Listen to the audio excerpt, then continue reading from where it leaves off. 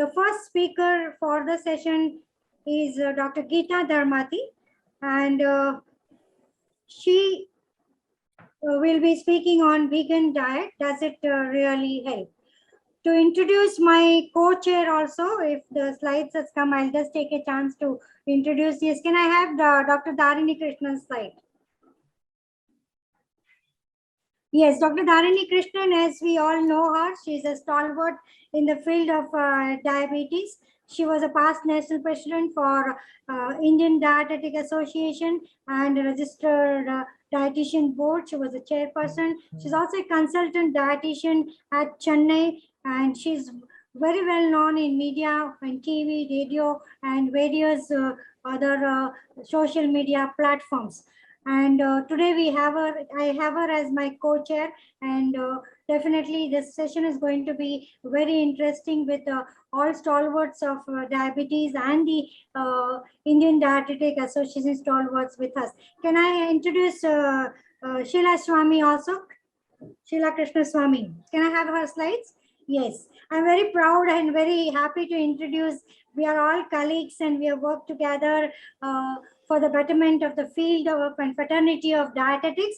So Ms. Sheila Krishnaswamy also was a past president of Indian Dietetic Association. She's also a registered dietitian for 38 years in her clinical field, and also she's very well known in her wellness field, and she's trained in India and overseas. She's actively involved in national and international dietetic associations, and she's got so many credits and so many publications to her credit. She has her own YouTube channel, Nutrition Nectar, which gives nutrition knowledge to the mass media. Thank you, Sheila, for being with me. Now, can I have the first speaker, Dr. Geeta Dharmati, slides?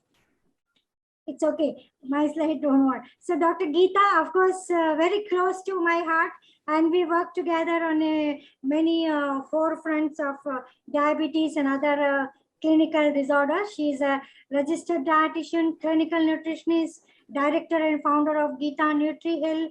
She's also chief nutrigenomic counselor, a gene support. She's also executive member of Indian Dietetic Association at present. Then she's a past chapter president for Pune IDA. Then she's an faculty for CCA, that's a course of integrated dietetics at SPPU.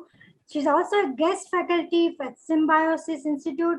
So she's also a teacher, visiting faculty. She's also jointly doing the bariatric course, and she's a coordinator for this online course with SVT College, Mumbai. And she's also an adjunct professor at other university like Tilak Maharashtra University and Nutrition Department, and also a PhD guide. So I welcome you, Geeta, to speak on a current topic of a vegan diet. Your time starts now. Thank you so much. I'm absolutely humbled to have you three stalwarts as chairperson. So thank you so much. Without wasting time, because this is a very rapid fire session, and I would like to keep my message to the audience, because when Shilpa called and said that, will you be able to talk about vegan diets?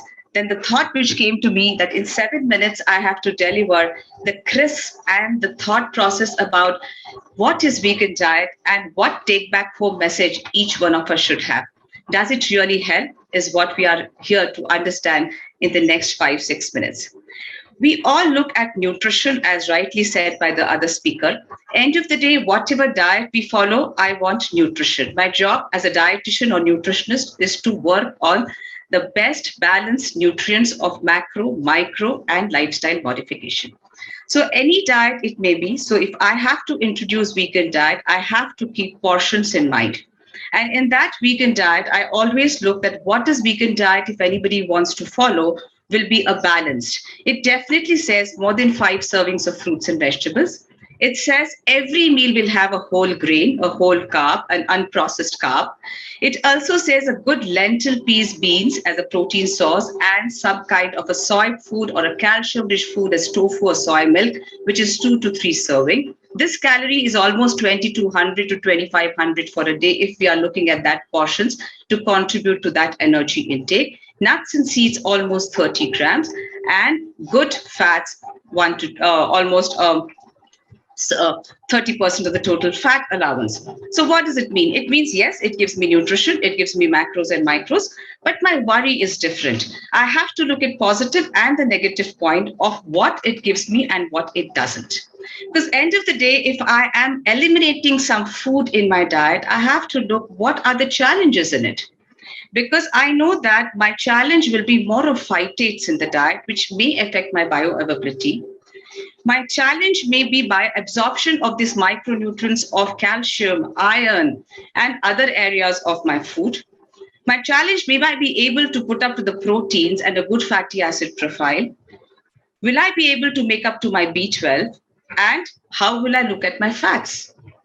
So a typical vegetarian diet, vegan diet, if I look at it, looks like this. People would like to go gluten-free vegan diet where the wheat can be out, but somebody wants to follow a vegan diet can be a simple way of looking whatever allowance. This is almost a 1600 calorie diet, which has a lot of lentils, fruits, grains, protein intake in every meal. So that's how it looks. But if I look at it, a lot of phytates, lot of fiber, lot of roughage. It may be balanced. So little more detailing in just a nutshell I would like to share, because how I look at vegan diet, it's absolutely my perspective of thinking about it, and I want to sensitize your mind also for the same. Today we talk about bioavailability of each nutrient which we eat, maybe a protein or a fat. A protein is mostly a pedicast or more of DIAS, which we look at, DIASS, which the current 2020 guidelines tells me. And a DIAS says 1 gram of protein should have this profile of essential amino acid, which you're seeing in the screen. I won't go into detail, but I would like to highlight, if you look at 1 gram of protein, it's leucine, it is lysine, it is phenyltyrosine and valine, which contributes to the major part of my 1 gram protein. And I get it from my food, pedicast 1 egg, grains and legumes, grains and vegetables, grain, nuts and seeds. I complement and get it. I know my limiting, I calculate my proteins. My non-veg has 20 grams of protein in one serving, that is 100 grams. But my lentils also 30 grams raw will give me 7 grams. But there are limiting amino acids which I have to keep in mind about lentils. And I need to now look at how can I complement. Friends, this is very important slide for us to learn and understand that if I look at the amino acid profile, I've highlighted leucine, lysine, isoleucine, valine, BCAA, and a lysine. And if you look at the profile, and if you can see on the screen, the lysine of one good quality protein and the lysine of a lentil is quite good, same. But compared to other things, there's not much to lose. It has equal amount of leucine, it is equal amount of valine. So overall, methionine and lysine, and especially the lysine is the protein or an amino acid contribution, which I'm looking at. If I have good amount of lentils, I may be able to make up to my bioavailability of my good proteins or amino acid pool, which I'm looking at. A very interesting paper by Professor Kurpath, who is our own scientist, which has talked about it, our Indian fatty acid profile needs a serious introspection. I would like to draw your attention to a vegetarian and non-vegetarian N6-N3 ratio. We are in an era of learning inflammation and lot of challenges with the micronutrient absorption. So if I look at it N6-N3, you will see that my profile of a vegetarian diet has a better N6-N3 ratio when compared to a non-vegetarian diet. Definitely this vegetarian diet has milk in it. It is not vegan, which is being studied. But apart from the component of milk, which may contribute to saturated, I have nothing to lose. Another few important areas of vegan is definitely a gut flora, SCFS, and good generation of prebiotic. I only have to worry about phytates, bioavailability of my nutrients, because quality of protein can be well taken care of. A lot of research has been done on vegan diets to talk about it as anti-inflammatory, low GI, good fiber, good immunonutrient, and lot of areas.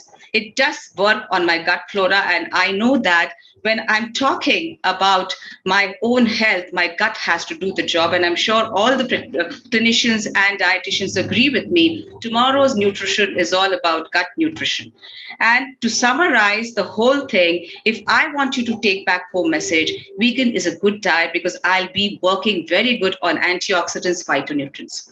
My worry is micronutrients bioavailability. So I monitor, I look at B12, D3. I am a very good supporter of milk because I would like the patient or a person to take good milk because that's the best source of bioavailable calcium. But if anybody would like to go on a vegan diet, he has to think about calcium, which has to be supplemented or need to be worked as a bioavailable source, do his bone mass densitometry, work on it, understand whether he's able to absorb the calcium because there's no other way to learn about it.